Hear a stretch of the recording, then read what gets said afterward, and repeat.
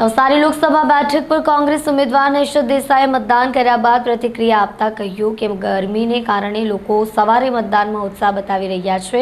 અપેક્ષા રાખીએ કે 90% મતદાન થાય। લોકશાહીનું મહાપર્વ એટલે ચૂંટણી। આજે 12 રાજ્યોની 93 લોકસભા બેઠકો પર ત્રીજા તબક્કાનું મતદાન યોજાશે, જેમાં 1331 ઉમેદવારોનું ભાવિ ઈવીએમમાં કેદ થશે।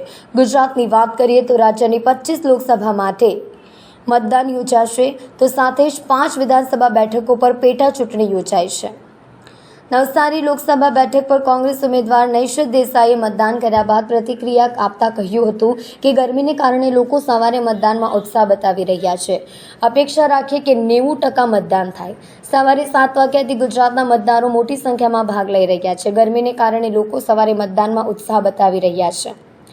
2014 અને 19માં ભાજપે લોકસભામાં બેઠકો જાળવી છે અને આ વખતે એવું લાગી રહ્યું છે કે કોંગ્રેસ અને ભાજપને 50-50 બેઠકો મળશે। આ એક અનુમાન છે।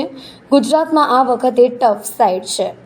જી, આજે ગુજરાતમાં મતદાન છે અને સવારે 7 વાગ્યાથી ખરેખર આખા ગુજરાતમાં લોકો મતદાનમાં સારી સંખ્યામાં ભાગ લઈ રહ્યા છે।